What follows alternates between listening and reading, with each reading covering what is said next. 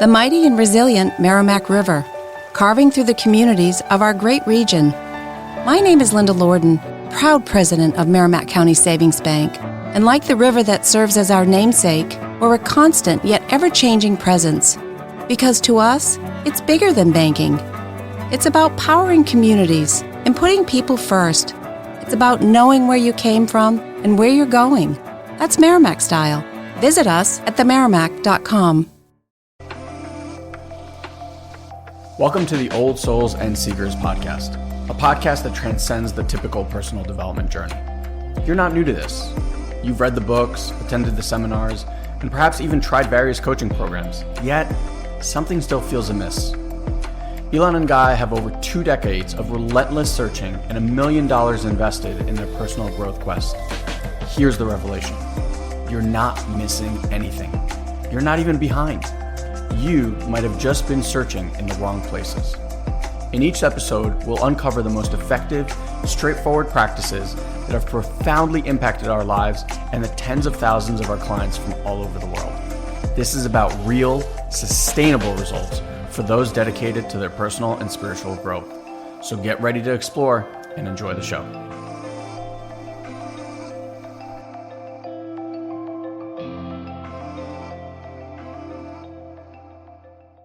What's up, friends?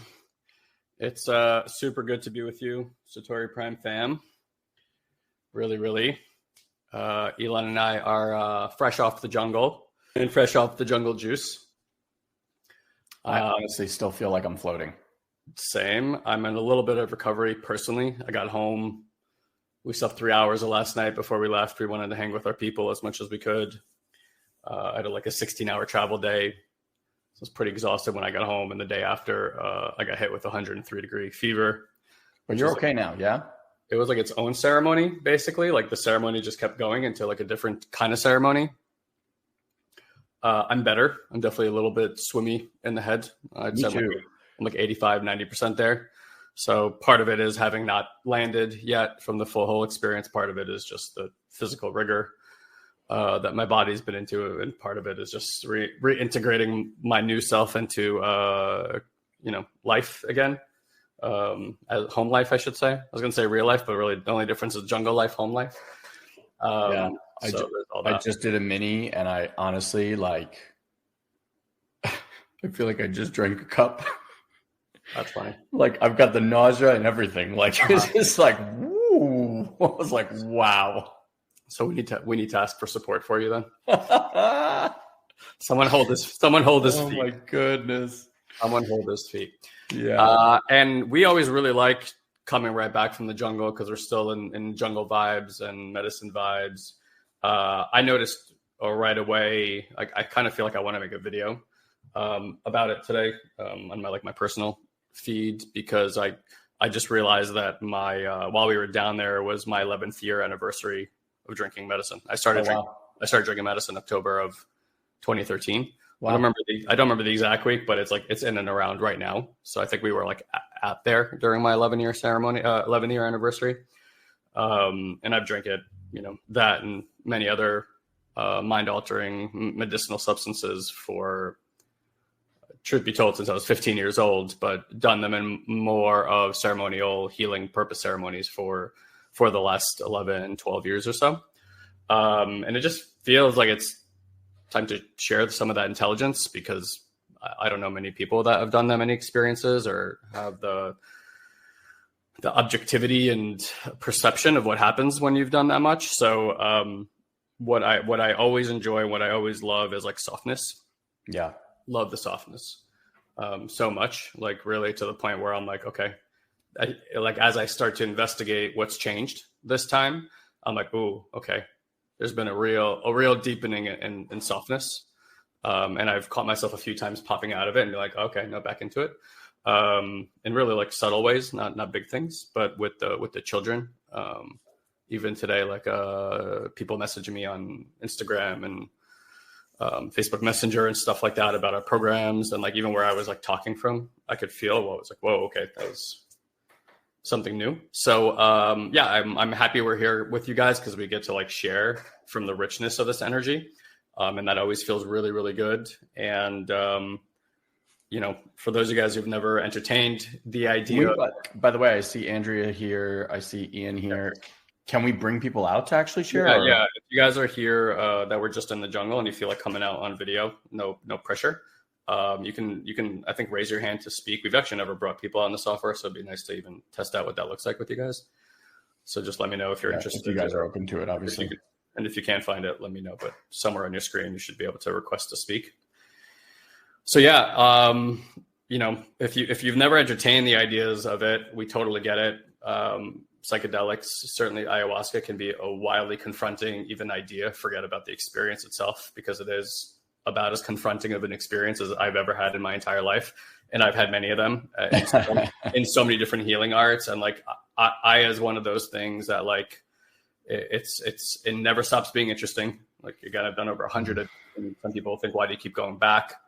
Haven't you gotten what you want for it? It's like, yes. And like everything else in life, like that's like saying I found my partner in life. You lived with them for a year. Why do you keep being married to them? It's like, because there's more depth to be found. There's more love to be found. There's more healing work to be done in relationship. Like it's, if we get into this idea that healing work or transformational work or our growth or evolution has a beginning and an end, that can kind of conflate the entire experience. It really never starts and it really never ends. Like the moment you're born or the moment you have consciousness, which is infinite, there was a relationship that you immediately had with evolution. And we're all cast into that river every single day of our lives. Some of us want to learn how to tread that water better. And some of us are happy to try to swim upstream and suffer as we do it, and so there's a lot of ways to be in the river. There's a lot of ways to be in the ocean. And I always say, like, I don't care whether you do the work that we're providing here or not, because I think evolution comes for all of us. It's just not something you can hide from.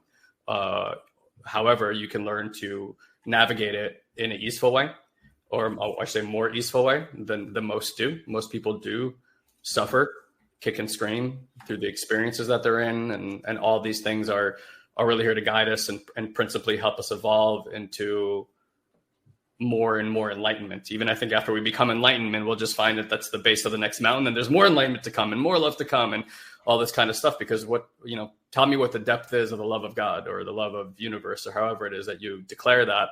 It's like, well, if your contention is infinite, then our potential for growth is also infinite.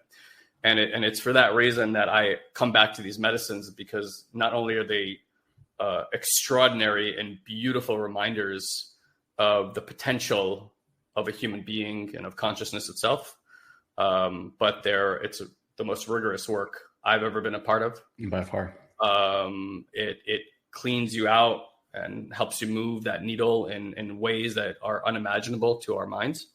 And, it's like one of those things when people sign up to do this work with us, we do integration work with them before they get there. We do a lot of integration work with them after we get there, because naturally certain fears arise, and naturally curiosities and natural challenges with integration arise. And so when you have a lot of experience, you've navigated a lot of these challenges, and you can point people in the right, like, hey, here's how I would be working that piece. And so that's totally natural. And again, like even for Elon and I, it's still so new every time, because the experiences are never duplicated. It's always like a custom built experience for this exact moment of your life, with exactly what it is that your consciousness is prepared for and the next step that it wants to take. But the manner in which it accelerates our ability to be with certain experiences and then dive deep into, and this sounds crazy, but the multidimensionality of our trauma and our bliss, in ways that the human mind literally, like, it's on lockdown. It just cannot access these fields of energy and consciousness yet. And so when that veil is removed, the access and energy that is provided to our awareness, I have yet to surpass that in any experiences. I have come close to some degree in other experiences, but I mean with like an intense amount of effort. Like for example, 16 hours of meditation per day got me to some of those states. Being part of very, very rigorous communities and mystery schools that all work together for one goal in healing. I've seen similar experiences. But to be able to drink a cup of something like a volume of this small and get to that level of realization and have that much healing take place, like, we laugh that it's like 20 or 30 years of psychotherapy and for like one cup, one day of ayahuasca. But the reality is it's so much more than that. It's like thousands of years worth of healing, because it can touch psychological healing, emotional healing, energetic healing, ancestral healing, which we're all, whether we know it or not, in desperate need of. Our lineages are in desperate need of healing. And what's cool is that you can be the facilitator of that healing and feel it so deeply. And if that sounds totally insane to you, I grant you that does sound insane in so many ways, but like we really need to, part of this work is giving up these bumper stops and constraints that we have in our mind about what it means to heal, what we're really a part of here in the dimensional sense. We follow a channel that says you guys are kind of in third and fourth dimensional awareness right now. And he goes, and you think that, you take a level up and you're in fifth dimensional awareness or sixth dimensional awareness. He goes, it's not that. He goes, beyond the dimensions that you're currently in is not just the next dimension. It's all dimensions. It's all dimensions. And that's something that plant medicine elucidates: all dimensions, all love, all capacity, infinite capacity in all directions, the vertical, the horizontal, to God, to the ground, to all the frequencies that exist here. And again, it's like, if you believe it's all infinite, what is not available? What is not probabilistic? And so when you drink these kind of medicines, you're opening yourself up to these probabilities, to these infinite probabilities, and really beginning to feel so much beyond what a human being has recognized is real, and starting to realize that beyond the veil is a reality that's so incredible, so vibrant with color and energy and healing and abundance, like far beyond what we've imagined. And so even if you can't fully bring that in one experience, and in my experience, you cannot, to be able to remind yourself, to even know that, first of all, to remember that that's even there, already cracks you open in a way that 99.9% of the human population has no awareness of yet, or slowly coming to that awareness anyway. And then the other part is like, obviously the more you do something, it's like doing repetitions. You're creating this resiliency in your system. And something we talked about quite a bit when we were down there is some of these experiences are really big. I mean, like far beyond what any of us could truly imagine. And it stretches you to your limits in some ways, mental limits, emotional limits, physical limits. And, the question is, why is it doing that? Why are we having these very challenging experiences sometimes? And it hit me, it's like to prepare us, to give our systems the resiliency to grow, to be able to hold a much bigger charge, frequency, if you will, of energy within the substrate of our body, because to awaken to, call it Christ or Sophionic energy, for those that you guys know what that is. But the Sophionic energy is essentially the feminine version of the Christ energy. And all of us have both, right? Both female and masculine energy systems. To be able to hold that, to awaken to that level, requires the system to hold and run a great deal of energy through it. For most of us today, I truly believe this: if that energy hit you, you would probably not survive. Like, your physical body wouldn't survive. Your consciousness would be fine, but your physical body would not be able to survive that. It would be too intense. And I only said that from tasting it over and over again and realizing, holy fuck, this is too intense. Like, it actually feels like it's going to overshoot your nervous system. Yeah, like your nervous system won't be able to handle that much light inside of it. Like think about sunlight energy, right? Like a sun can hold a certain amount of energy. Not every celestial body can hold that kind of energy. Only stars can do that. That's a certain type of consciousness. A planet can bring life into this world. It's a certain amount of energy. Only a certain consciousness can do that. Otherwise, we'd all be doing it. We don't all have that capacity.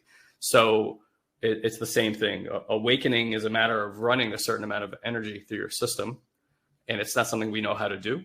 And it's something that we're being slowly awakened to and taught how to do as a human family. And I'm sure the more of us that can do this, the easier it will become for generations after to do it as well. Yep. Yeah. I'm it's so funny. I was just feeling it so much right now. Yeah, Guy and I have been working with the plant medicine for Guy, I think like a year plus, maybe a couple of years before me. And yeah, I was sharing with someone that this was my last two ceremonies. So we did four. My last two ceremonies were the most intense ceremonies physically I've ever experienced. And yet, some of the most beautiful, just because the way that you get to know yourself and the things that are shifted and released and up leveled, it is beyond anything. You know, we took people there, some who have been there before, others who have not, others who have worked with medicine before, others who have not. And every single person said that this was hands down the best week, days of their lives, the most healing they've ever experienced. As good as Guy and I are as coaches, as profound as the coaches that we have worked with and had the privilege to work with, there isn't quite anything like this work. It is like working with your higher self, your soul, all your guides, God, and everything else all at the same time. It works at such a cellular level that and we were laughing, you know, as a crew, that to try to put into words this experience is literally impossible. It's not possible. You know, we were talking and people were like, how do I share this with my wife? How do I share this with my girlfriend? How do I share this with the people in my life? I still haven't come up with a way. The one thing that I know is that when we come back from here, there's a different vibe, like a different frequency that we operate with. And I just, you know, invite you guys, if you've known us for a while, to just see in your system if even being here with us right now feels different. But I can tell you just that being with my wife, being with my kids, being with clients, everything feels new. And what's really cool is we have, you know, we do this once a year. And so I always say, it's like we leave and then we get all these new toys and all these new abilities and gifts and things that we get to play with. And then we get to play with and explore those for an entire year and see what arises, you know? So yeah, it's amazing. Oh, hey, Natoma. Beautiful. Yeah, Natoma, to your question. So Natoma actually just registered for level 3 yesterday. Beautiful. It's a man or a woman, because the name is unfamiliar to me. A woman. I figured, but I didn't want to make any assumptions. And the name means upriver. Not in what language? It's I think she was saying Cherokee or some sort of. So is it broken up like Natoma? Natoma. Natoma. Okay. So Natoma, and first of all, pleasure to have you. Welcome. Love the lineage. Have done some work with the Native Americans, even inside of ayahuasca circles. We've actually had chiefs come and participate in those here in San Diego at different times. I haven't done that in a few years, but there was a tribe that we worked here, and the chief would even bring the drum and bang it while we were in ceremonies, and it was, you know, its own beautiful experiences and sweat lodges and all that kind of stuff. So have some familiarity with some of that. So I think there's definitely credence for being a little bit more advanced practitioner. Like, I think my preference would be that somebody's at least work with us for about 6 to 12 months. I don't think that approaching ayahuasca necessarily needs to have you be any sort of practitioner, to be perfectly honest. Having said that, now that we've taken so many groups down there, like we've been working, for those of you guys that don't know, we go to a place in Colombia about every October, and we've been working with a indigenous family down there since early 2017. And for anybody who's gone down there with us by now knows that those people like are family to us, and we are family to them. Where it's like a cherished relationship, and we feel extremely protective of that land, extremely protective of the rituals that are done down there. So we're like really guardians of that place, and we would never haphazardly just throw people to that place. God, no. Yeah, but what we've seen over the last few years, especially as Elon and I have become more energetically attuned and been teaching more energetic and awareness healing work, is that the people that arrive there are extremely prepared for this work. And furthermore, something that happened this year that really we haven't quite seen in this way before. And I mean, we've seen it before, but not in the abundance and the clarity and integrity that I had this year was the way that we supported each other. So there was a group of 10 of us down there. And there are things that we teach, especially at level 2 and level 3, nomenclature that we use about how to align energy. And we give names to all these things, just like 7 chakra systems. You could think of it as 7 different ways to access our consciousness. And every one of those layers of consciousness has a certain quality, not only how we experience it internally, but what it provides in the field to a community of people. Yeah. And part of what you learn from this work is that you are truly wildly energetically influential wherever you go. Right now, you can influence that like any pendulum. You can influence it negatively. You can influence it positively. You can bring more neutrality. You can bring more objectivity. You can bring more love. There's a lot of stuff you can bring, more father energy, mother energy, stuff like that. And so inevitably, people always hit challenges inside of ayahuasca. It's never like all bliss, and it's never all difficult, and really like anything in between. And even the idea of difficulty or bliss, trust me, on ayahuasca is so different than what we perceive as difficult or bliss in our day-to-day lives. Again, it really stretches these, not just ideas, but personal experiences. And so the capacity to hold different energies for people while they're in experiences can be night and day in terms of that person's capacity to move through that experience with grace and ease, or as much grace and ease as they can be, because some experiences are really like fucking hard. You know, that's an understatement of the century sometimes.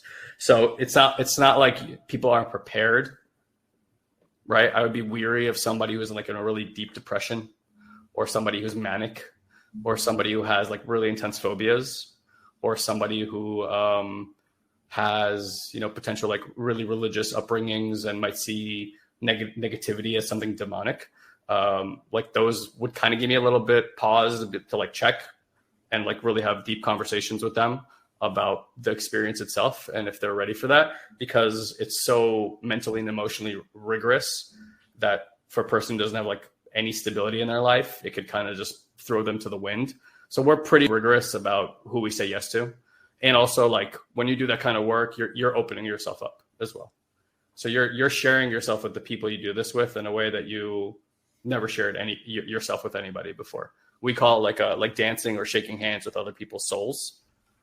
And again, you might think of that conceptually, but when you're actually experiencing this, like how intimate these experiences are, it's like we wouldn't just do that with anybody. So anybody in this community who shows a great deal of commitment, like if you've signed up for L2, L3, you've kind of raised your hand and you showed us who you are. Like you're not and I'm not taking anything away from level 1, but level 1 is still more personal development-ish. So it's chances are you're more new on your path. You're learning about your mind, the tricks it plays, and how you can begin to work with that in a much more holistic new way and kind of get yourself out of some of the psychosis that a lot of humanity lives with. But L2 and L3 for us, this what we call the awakened path, not the growing up path, is really about like deep healing work in the system. This is like ancestral lines, deep emotional work, trauma release, like learning that our responses in life are trauma informed, and like how do we break free of these binds, again, generational stuff. So once you start doing that work to us, it's like it parallels so much more with the work that happens at ayahuasca at the most intense level. And it's for that reason that to us, it's like we would prefer you get that training. But we had a gentleman there this year who just signed up. He's just an L1, but he signed up to go through the next year and a half with us. And again, we felt into it. It made sense for him to get there. And he had like a beyond profound experience, like unbelievable experience. So again, it varies, but we're pretty good at this point in time at like feeling into people's systems and kind of knowing when somebody's ready. And we'll say like it all kind of works out perfectly. Like usually people who ask us are like you just kind of know it's time for you. Aya has this thing where like when it calls you, and if it doesn't, it doesn't, and that's totally fine. It's like the medicine has this. All of reality has this, but it's very apparent on medicine has this unbelievable intelligence in how it guides people and moves things around, almost like I like to think of it as a conductor, like moving an orchestra, and how it does that. And so like nobody ends up there by accident ever. And it like the perfection of who shows up, who works together, like every single time is one of these kind of mind blowing experiences. You're like, how did this happen? So yeah, so that's hopefully kind of answers that question. I think this is the first year. I was just thinking about it. This is the first year. I think we will not wait until later in the year to invite people down. Like, even if you're here, I'm already at the point where I'm ready to take deposits for next year. Yep. So fucking insane to say because we just got back. But I also want, what I realize is I want you, those of you who say yes to these experiences, to be in the field of it as long as you possibly can before you get down there.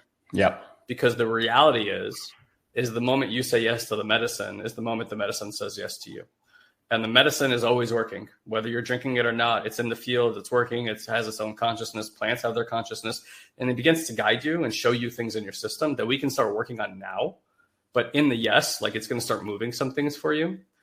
So yeah, like if anybody has interest already, and as we're sharing this, you're like, oh, that actually sounds like an experience I want to be part of. And I'm beginning to also open up the idea that we would do multiple ceremonies a year. Like Elon and I only do one a year. I don't know that Elon and I would host all those ceremonies. Having said that, I'm starting to feel like we have people now in this container that can hold that feel and take you down there. And I've never felt that before. So I know now that we have people in this community who would be amazing hosts to bring you down there, even if it's not Elon and myself. And Elon and myself could still help you in the integration process. And so we may create, again, Elon and I have not talked about this at all, but like 2 tiers where like Elon and I would maybe take a more advanced group down there, and then we would have like a more beginner group go down there. Because the reality is there's only so many people we can take down there at a time. And the maximum 10 max. 10 a year is max. And we have a lot more than that in this community that want to do that kind of work. And so if we want to start bringing 20, 30, 40 people down there a year, Elon and I can't host that because Elon and I are not willing to go through those experiences that rapidly. More than once a year. Yeah, because integration takes like 8 to 12 months out of the year for us to fully embody what the experiences that are down there. We don't want to keep kind of tearing the Band-Aid off over and over again. Like we want to ground in. So at least that's where we are now. Like down the road, we might feel different about that.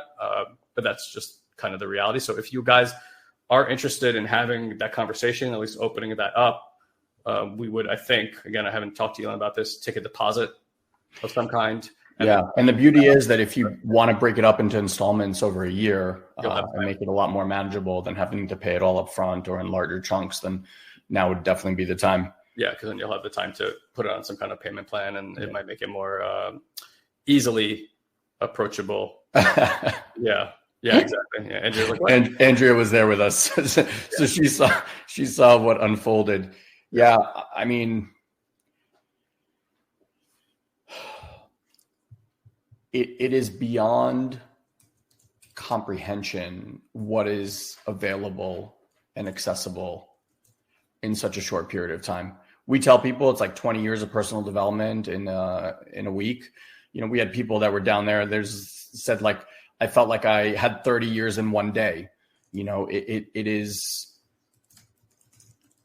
And I think what we recognize this year, this training, like especially level 2 and level 3 training that we take people through, you don't quite understand the depth of this work. I mean, we had people who have been in level 3, level 4. There are coaches who have been working with us for 3+ years, and they went through this experience and said that for the first time ever, they fully embodied and understood what Guy and I have been pointing them to for all these years. Like it took this experience and this week together to really get that. And there's a truth to that because the work that we do here spawned from a question that when Guy and I left Colombia for the first time, what we left with is the power of the work was so immense. And I'm very, very well aware that there are plenty of people, billions, in fact, on planet Earth that will never do this work because there's a fear, there's an old program about something, whatever. It doesn't really matter. Like, and I really don't believe this work is for everybody. And the question we had was, is there a way to give people this level of healing without the medicine? And obviously the medicine was like, absolutely. And so we've dedicated, no joke, the last 8 to 10 years exploring what that is. And so our Awareness Effect Academy, the nervous system reset protocol, everything that we teach, I wanted to let you know, like it was all informed by this experience and by these teachings showing us what are like the key principles and pillars for long-term healing. Yeah.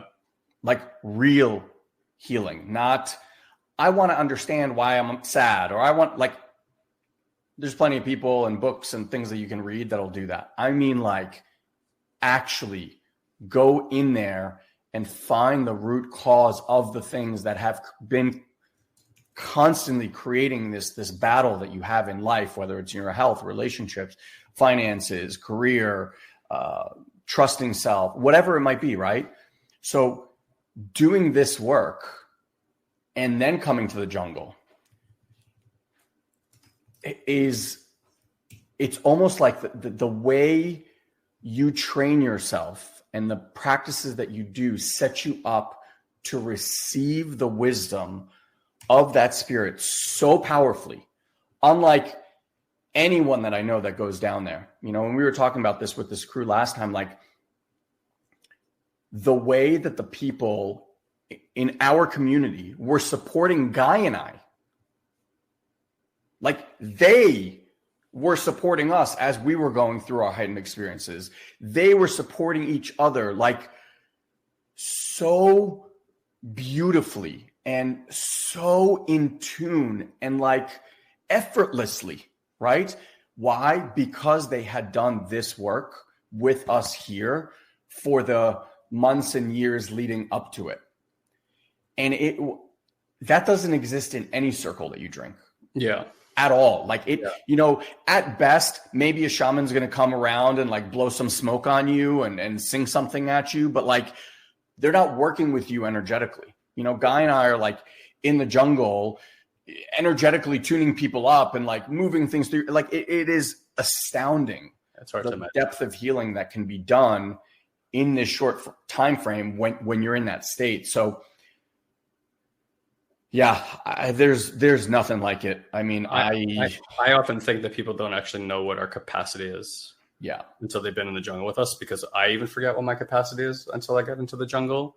Like sometimes, you know, we always sit around the table. And I'm like, now you guys know what we're up to at Satori Prime, you know, and it's like but the beautiful part is like the work that we do, the shamanic work, this deep ancestral work, energetic work, all of that has been informed by these kind of practices. Yeah. And then, like Elon said, we've spent almost the better part of the last decade learning how to take the practices that have become self-evident in the jungle as practices to bring into the kind of like Western world, because, you know, the indigenous culture has known about this for a very, very long time. These are not new practices. This stuff has been done for thousands of years.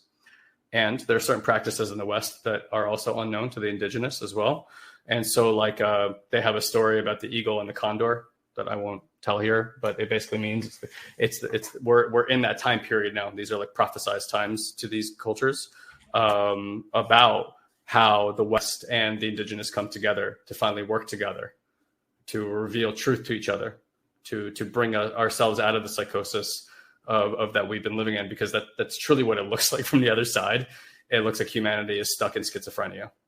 It really does, you know, and it's like, you don't know I don't mean you're crazy like that, you know, because nobody's crazy. It's just, it's a certain mindset or a certain energy that's frozen in the body, and it creates a certain type of psychosis, and it creates a certain amount of disillusionment. And so it's like, there's nothing wrong with all of us. We're just seeing a distorted view of reality. We're seeing a distorted view of ourselves. We like to say that reality is an organic hologram, right? And that hologram is like a mirror that mirrors your energy output back to yourself. So if you have fear, the mirror will create fear-based circumstances. If you're stuck in scarcity, the mirror will create scarcity-based circumstances. But it's the exact opposite also. If you're filled with love and compassion, you will start noticing that the mirror starts reflecting loving, compassionate circumstances back to you. We feel like we need to make something happen. Yeah. Like we got to manifest something into reality. Like to some degree, The Secret, the movie, fucked us all, because it made us believe that we have to work hard or be committed to something that we idealize and write a million times and do our mantras. And there may have been a part of reality where that was really important to do. And I'm not saying to sacrifice those practices, because they have value. They do. Okay. But like saying that like doing a mantra 10,000 times a day is going to help you is like saying eating a Caesar salad is the only thing you need to help with your nutrition. Okay. It may help in some degree, in some level, but it's not the reason you're going to be a healthy person or have a six pack at the end of the day. There's other elements that are tied together, and the relationship that you have to your body, the relationship you have to your energy, the relationship you have to your emotions, you're going to find out too, have a lot to do with the way that your body responds to stuff. If you're trying to punish your body into feeling healthy, it won't do that. It does not work that way. Nope. You got to love your body into health. Are you feeling inspired by these podcasts? Is this approach striking a chord with you? Imagine taking this journey even further with personal coaching from Guy and I, right from your own home on Zoom. Join us at our next live event. They happen quarterly. It's an accessible, cost-effective way to dive deep into these transformative practices, not just theoretically, but experientially. Attendees often share that they've experienced unprecedented levels of peace, support, forgiveness, and awareness. Remember, healing isn't just a mental exercise. It must be felt and released through the body. So here's a special gift just for you, our valued listener. Visit intuitivemind.live and use the coupon code OLDSOUL to receive 25% off your ticket. The Intuitive Mind event is unlike any other. So impactful that many participants return multiple times, some as many as 10, 12, even 15 times. Plus, once you register, we'll immediately send you a recording of a previous event so that you can start practicing right away. Don't miss this opportunity. Go to intuitivemind.live, secure your spot for our next live event using the coupon code OLDSOUL, and start your transformative journey today. Now, back to the show. And, a real big lesson that seems so subtle, but has been wildly important, something I've been practicing nonstop since I've been down in the jungle, is the medicines. Like, you've been trying to manifest wealth, health, all these different things in your life. I said, yeah, that's true. It's like, don't do that.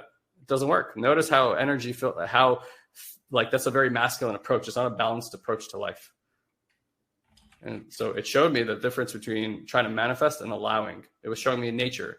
It had me just look at nature. And again, this is like you're just laying there and it's having you like taking through all these journeys, and it's showing me nature. And it said, is nature not filled with peace? I said, sure it is. It said, okay, then allow peace. It said, if you're not experiencing peace, it's not that nature doesn't have it in abundance. It's that you're not allowing it. Yeah. So that was a big piece for us on this trip, the allowing versus manifesting. It was the same thing with money. It's like, you're in this business, you're trying to generate all this energy, do these things. It's like, it has nothing to do with that. Is there any lack of abundance in the world? Of course not. So great. So if you're not experiencing that, you're not allowing that. And it showed me that about healing in the physical body as well. So we're like, when things aren't working in your life, what we can't see, what we don't see is that a part of us unconsciously is holding that in place. A part of us unconsciously is creating that physical ailment to reveal something, to show something, not to harm you. But here, that's the good news, bad news is you're the one that's holding it in place, which also means that you're the one that can let it go and allow for the healing to occur. But you have to allow for the healing to occur. And for a lot of us, when we're in pain, whether it's mental, emotional, or physical, we hold on to it because we think it says something about us, about how we survive in the world, how resilient we are, or that we play some kind of hero at the end of the day. And to some degree, we're getting negative pleasure from that stuff. And parts of us hold on to that thinking, see, you get attention when this happens. See, you get connection when this happens. See, that feels good. But don't worry, you won't need your knee. You don't need your back. So you live with that, but at least you have a false sense of connection or whatever it might be, right? I'm just kind of using these as like kind of offshoot examples. And so it's a real work to realign to allowing and not trying to generate and create stuff all the time through effort. And we've been in business now for 14 years. We have tried, like many of you guys, to work our asses off. We have worked endlessly with entrepreneurs, helped people set up businesses over the years. I have never, I'm not talking about sometimes, never seen that work yet for somebody. Not in one example out of thousands. Occasionally, somebody has a breakthrough, but I can almost assure you that the reason came from an energetic change. Not because they figured out the perfect sales funnel or how to do a call. Like, yeah, those things can have an impact to some degree, but they are extraordinarily capped. Like our efficiency, our ability to generate wealth, all these things is wildly capped when we do not understand the spiritual component that's behind the actions that are being taken. And you will not surpass your own spiritual principles. Let me say that again. You will not surpass your spiritual principles. That's just what's so. We've tried it all the ways. And I could tell you over the last year in our lives, what Elon and I have seen is what used to really create a lot of fear in our systems. We've spent, like Elon said, about 8-10 years now working on creating stability where we have been petrified our entire lives. We were born into the lineage of being terrified of those things. And as we've generated more stability in our systems, created more well-being, cultivated safe connection, like I said, organic hologram mimics the internal response. So when you have stability in your system, reality itself begins to stabilize. It seems almost pragmatic when I say it. I hope that it sounds that way to you. But of course, it's just a reflection in the mirror. You want more stability, you want more wealth, cultivate it. Cultivate the experience inside. Stop trying to make something happen outside of yourself, and you'll see what happens outside of yourself begins to become effortless. It doesn't require a lot of effort. And I think that's why this lesson came in through now. It was another layer. It's like you can let go again. You can allow even more. Notice that you're the one holding that fear in place. Notice that you're the one holding that physical pain in place. And it's really something when you start living from this principle, because then you are, in a sense, both having to do nothing and totally empowered to do something at the same time. But the doing is actually doing nothing. That's the irony. Like the most deep, rich healing experiences that I've been part of were the moments where I completely surrender and do nothing at all. I'll just say that again. The most deep healing experiences that I've ever had in my entire life are the ones where I fully surrender and do nothing at all. And just let the intelligence of spirit or energy or universe or whatever the fuck you want to call it, I just let it do its thing. And then magic ensues in my life. Spontaneous happenings, serendipity, coincidence. Again, call whatever you want to call it. I don't believe in coincidence, but so be it. It just does its thing, because that's how intelligent this field is. And the source of this intelligence is love. It's always love. Even when the circumstances seem horrid and bad and negative, oftentimes we need something to pay attention to realign us. So what is realigning us is still realigning us to more love, even if in this moment right now what you're experiencing is maybe one of the more difficult or most difficult experiences of your life. That does not devoid it of love. And that's where we often get confused, because when something as hard is happening to us, we think, this is not a loving experience. I don't want this experience. And then we don't surrender to it. We work against it and we go up the river. And then we spend a lot more time in suffering than just seeing where that motion was trying to divert us. And if we had just let go, it would move by very quickly, because this universe, love, God, whatever, is not interested in you being in pain for a long period of time. It will sometimes use pain to get your attention, because you can't avoid pain. You can't look away when it's painful. So it's a very impressive and very intelligent tool.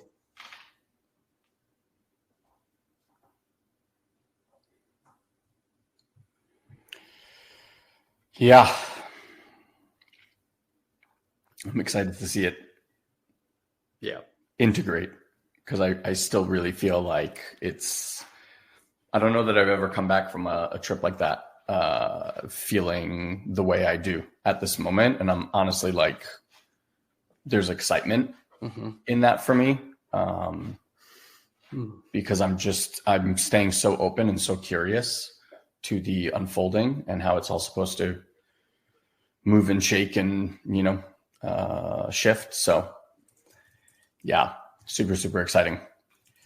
If you guys, if you feel ready, or don't feel ready, but have questions, definitely reach out to me. Happy to have that conversation with you. I have a feeling this one's going to fill out rather quick. We usually kind of wait till the last few months, but I'm with you.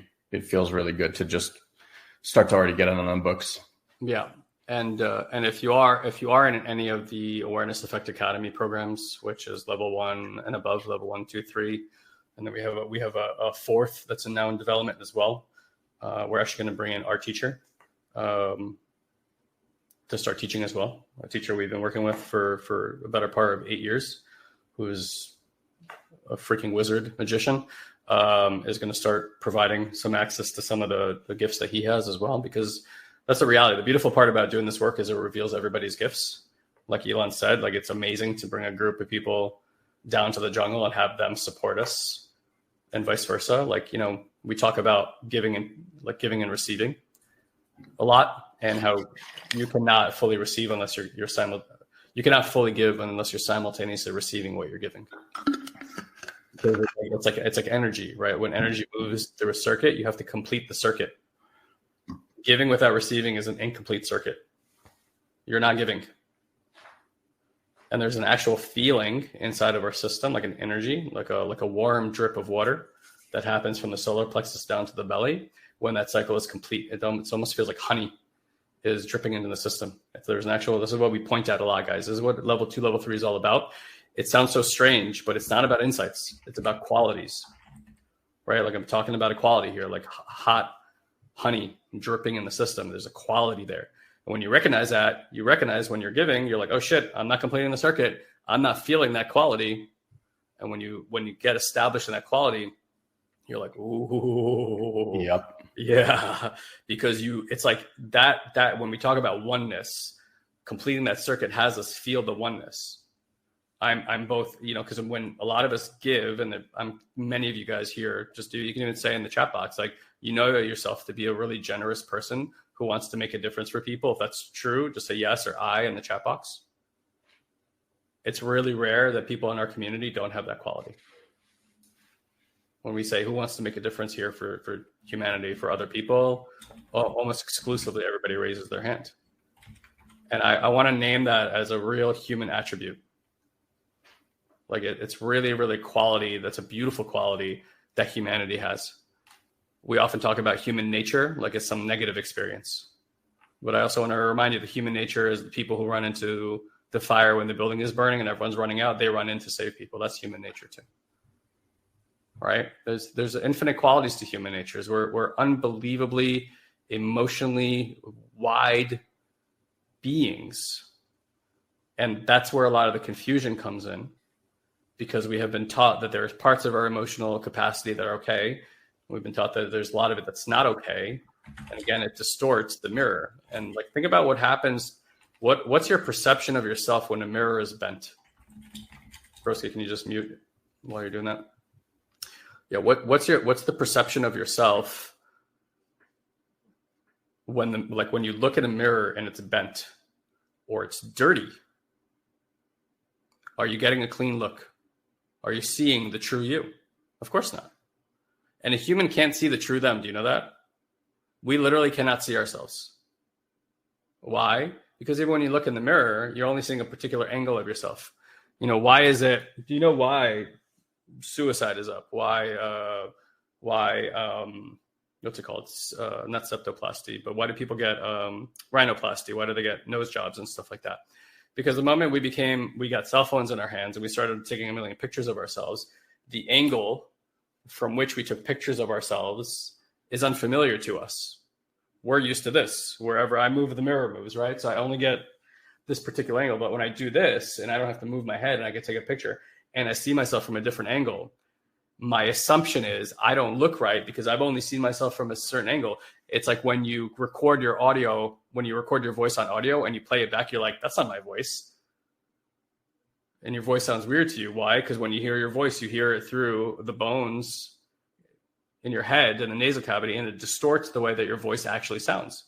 So you're used to hearing your voice not as it is, but as the distorted version of what your voice is, and you think that's what it is. And so reality is like that too. We are all living in the distortion of our conditioned mind. We're all living in the distortion of our lineages and trauma bodies that have been passed down from generation to generation that a lot of us rebel against or feel antagonistic against or feel trapped by. How does healing happen? Healing happens when you get an undistorted view of yourself. How do you get an undistorted view of yourself? It has to come from the perception of somebody else. How does healing happen? So I was going to say it again. It happens from the perception and energy of somebody else. And in seeing yourself through the eyes and energy and emotion of another person, you get to experience yourself newly. And you go, oh shit, that feels true about me. I didn't even know that about me. And then you got to work through all the parts that don't think that that's true. They're not on board with that yet. And something that really, really happens in these medicine ceremonies is that people get clean experiences of themselves. And it's this feeling that's hard to describe, but it feels like, oh, there I am. It's the best way I can describe it. It's as simple as that. And there's a relief that comes with it. It's like I found a part of me that's more authentic. Like, oh, there I am. I've been waiting for that part of myself. It's like when you meet your spouse or your partner and you finally recognize that this person is a part of your soul. Ooh, that hit me hard. And in that moment that you recognize them, you also recognize something about yourself. And that's how healing work happens. So why do psychedelics work for people? It alters their perception of themselves. It alters their perception of reality. They see other aspects in the mirror that they would never have noticed before. Then they have to deal with the pain of sometimes seeing other aspects of themselves. Parts that did bad things. Parts that did things that hurt themselves and other people. Clean that up. Brand new you. And so I want to reiterate for those of you guys who are in L2 and L3, these are the teachings there. This is why we all mini together. This is why we sit in groups together. So we can, little by little, have new experiences and perceptions of ourselves.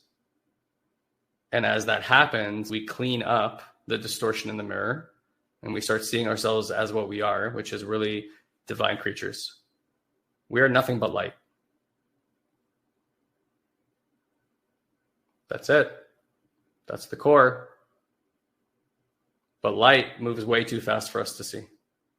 And so light slows itself down to become more dense so the physical reality can take shape. And we've all agreed to have this experience together for one reason or another. I can contemplate why that might be, but I'll leave that to your own devices.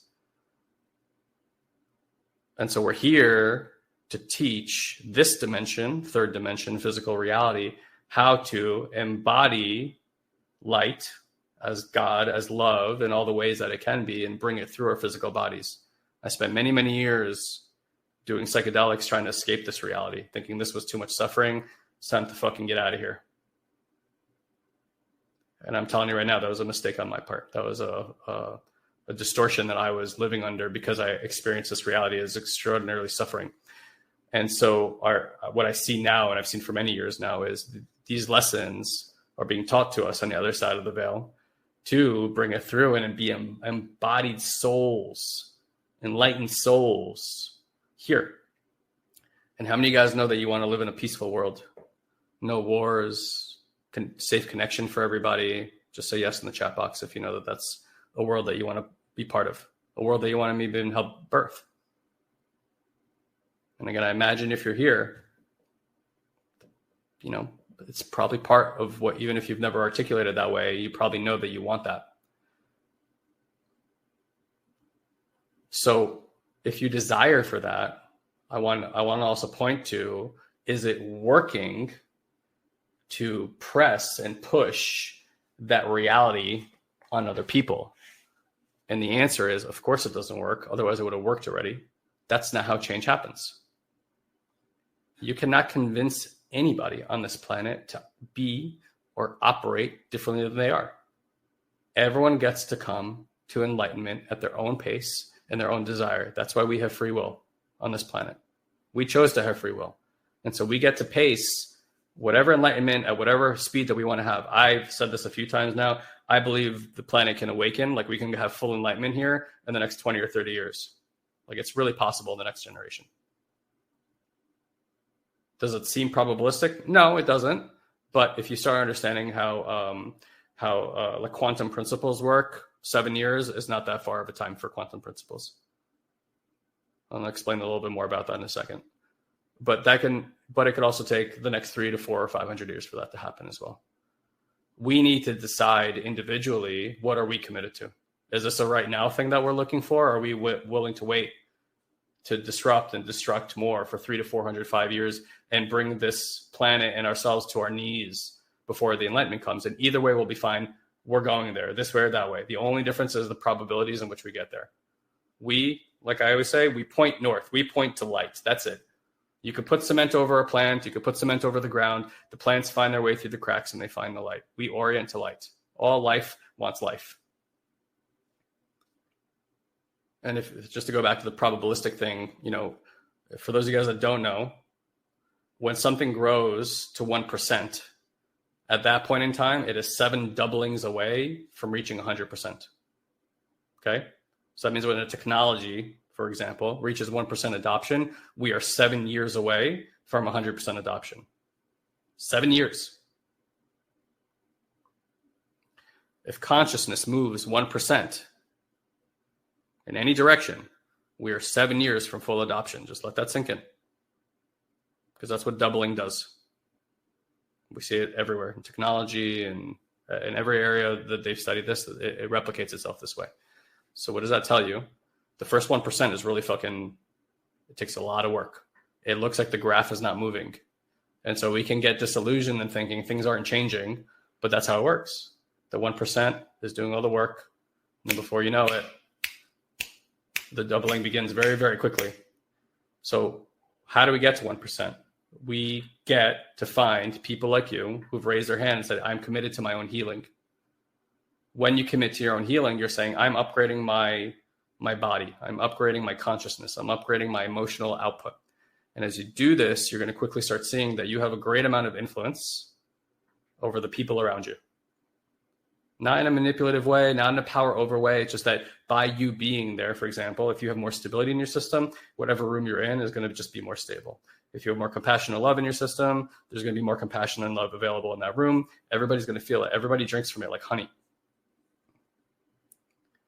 So what happens to a person that's now fully embodied, loving themselves all the way through? Everybody in their life changes. Everybody benefits from your work. Everybody.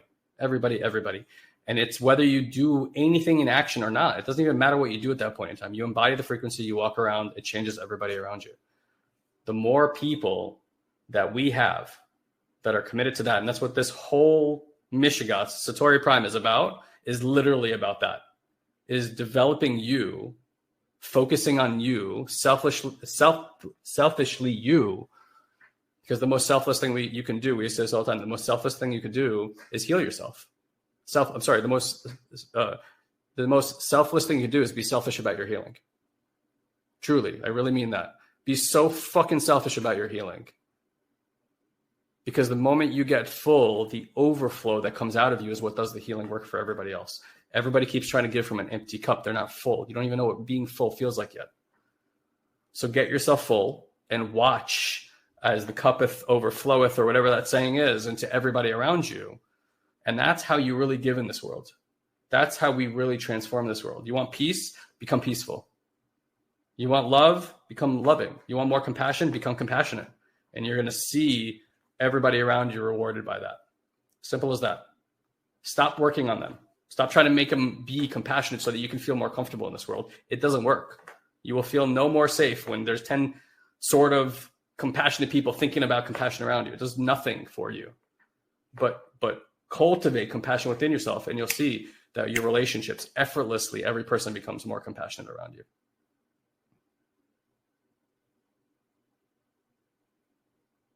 Yeah. So if you're feeling the vibe, it may be time for you to go do this kind of work. Or if you're feeling the vibe and that work really scares the shit out of you, but you're not in our L2, L3 programs, you come have a conversation. Just keep it easy. Ilan, I-L-A-N, at satoriprime.com. Just say, I want to have a conversation. Have a conversation. I'm telling you, we don't have a bone of pressure in our body for you to go one way or the other. We know what's available here. We're not attached to you doing anything. And we want to tell you, we're all walking the same path. Ilan and I are not walking a different path than you. Zoe's not walking a different path from Ruth. Here's the reality, though, is the path is the same for all of us. And there's no skipping steps on the path either. But the reality is we all walk the path in our own little unique way. That's like if you go learn to dance, I don't know, the cha-cha or the merengue or whatever it is, you can master it. There's lots of people mastering those dances, but nobody dances the merengue or the cha-cha the same way. Everyone has their own little spice, little ways that they do it. You're muted still. So, yeah. Oh, you got to go. Okay. Yeah. So Elon's got to bounce. So I'll finish up with this, right? And so you have your own little way to do it. Our job is not to tell you how to walk that path. Our job is to keep pointing at the path and remind you where it is. And then give you the courage through connection, through community, that when you're feeling like you can't take that extra step, it's like, we got you. We got you, babe. We're right here with you. We got you, brother. We're right here with you. We're going to hold your hand. We're going to give you a resource. We're going to show you how to take that next step. And the only thing I can ask anybody here to do over and over again is like, the only thing that matters is what's that next inch in front of you. Forget the yard, forget the mile down the road, forget all the fears that you have about your future. Just focus on what's in front of you. It's the only thing you can be present with right now is the cinch in front of you. Anything other than that is not presence. And that's what you get to work on. Can I take that next inch? Can I take that next step? Can I take that next step? And, if you just keep walking that inch, you're going to be miles down the road just in a year from now, certainly from a few years from now. And that's what this work is all about. So I hope you guys are getting a sense of it. I'm sure we haven't answered all your questions, but curiosity is good. Remain curious and see what comes through. A teacher, a lesson, an experience. That's what this work is all about. Again, we don't have attachment of how and the timing you choose to do stuff. We want you to know that the resources available here. We're very, very good at what we do. We've been doing this for 2 decades. We have a litany of people who are having unbelievable life-changing experiences. And I'm telling you, that's not in the minority ever. Always the majority here. Elon and I were in an affiliate networking thing, make money type of businesses. And if we were lucky, 3% of people were making money in those things. It's the exact opposite over here. The 97% are not failing. The 97% are succeeding. Here and there are people who are in a bit more struggle. And it's because they're much more trauma informed than other people. Like their whole life has been, really, really painful. And looking at stuff is extremely challenging for them, which is, we totally get it. And we have space for that. And they get to have their own timing. But healing is a long-term project. It's not something that happens in a weekend retreat. In a weekend retreat, you can learn the principles of a lifestyle to change your life, but you're not going to master that lifestyle. Mastering a lifestyle takes time. If Elon and I felt like we had mastered it, we would have stopped this stuff long ago. 22 years, I'm more engaged with it today than I was on day one. I started this stuff at 19 years old. Psychedelics at 15, sat with masters when I didn't even realize they were masters. That's just kind of been around my ethos. It's clearly something to do with my life path this time, right? We can't help this stuff. It just pours out of us. So I'm telling you that we've walked that same path. We've gone through all the same challenges as you, money, health, mental. It's we haven't figured out ways around it. The only difference at all with us, if there is such a thing, or quote special, is just our level of commitment to the work. But when you start realizing that commitment is what adds value and quality to your life and to your relationships and to your health,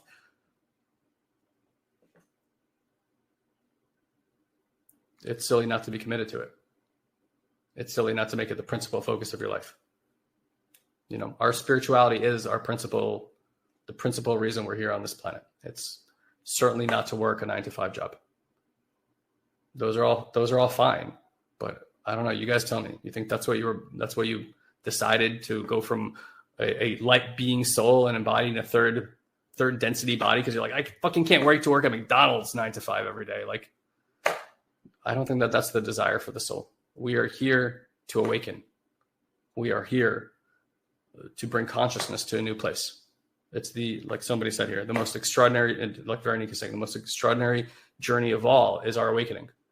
And if you make that your primary business, you will see that your business and your relationships exponentially grow, because the energy that's feeding that is your soul, is your spirit, is that vibrational frequency. And Elon and I had that breakthrough 8 years ago. And I'll finish up with this today.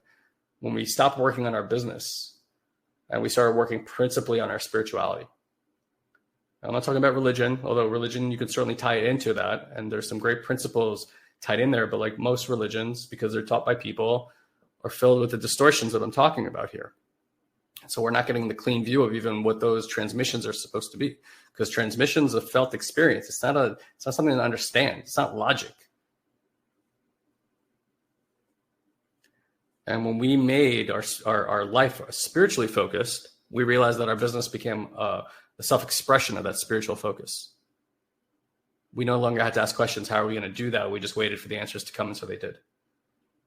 Because somebody who's spiritually focused is curious all the time. They're just an open system. They're not trying to navigate towards a single answer that makes everything make sense. Nothing ever fucking makes sense. It makes sense for a moment. Tomorrow it doesn't make sense anymore. And we really all need to be mindful of how we transform ourselves, because it's very easy to transform, and then our ego takes over and hooks into that transformation. And then you'll see that yesterday's transformation today becomes your today's ego trip. And that's not transformation. Transformation is a constant state of evolution. It never ends. It never will end. There's no beginning and no end. It's a circle. And when you can live in that principle and just be endlessly curious, you will be somebody who grows effortlessly and accelerate through things that other people get stuck on for decades sometimes. So I invite you to do the work here like that. Not to just try to find the answer that soothes you for a moment, but like really start developing a lifestyle and a type of confidence that you could be with anything that arises, recognizing that reality itself is an emergent phenomenon. It's emerging like flowers, in and out of the beds, dying and living, just infinitely growing in variety and abundance. That's what life is. Life wants life. Life wants you to have life. So align yourself with that. You're going to start having experiences that very few people on this planet are currently having. But and as we hit that 1%, many, many more people will have it. And you will secretly know inside of you, as a little gift that you get to give to yourself, that you're participating in that change. You're participating in that evolution. And that's the big part, I believe, of why we're all here right now. And certainly why you're all here in this community. So if you're here, chances are you're already aligned with that, whether you knew it or not. I'll complete with that. Thank you so much, guys. We love you very much. And we'll see you back here next week. Take care. Thank you, dear one, for choosing to share a bit of your day with us. We value you greatly. And as a way to give back and help you to deepen these practices, we want to invite you to join our incredible community on Facebook. You can do so easily by going to joinoldsouls.com and ask for an invite. This is our private community where old souls and seekers are able to grow and share their journey with others. We hold exclusive weekly live streams, we answer your personal questions, and offer valuable insights that we won't be able to share here on the podcast. So again, just head to joinoldsouls.com and grab your invite today. And as always, if you enjoy this podcast, please head to iTunes and leave us a review. It's the only way other people can find this show. So if it's making a difference in your life, please share the love. Until we meet again, have an amazing week, dear one.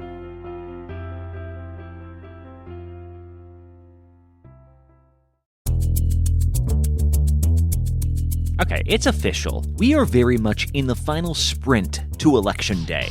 And face it, between debates, polling releases, even court appearances, it can feel exhausting, even impossible to keep up with.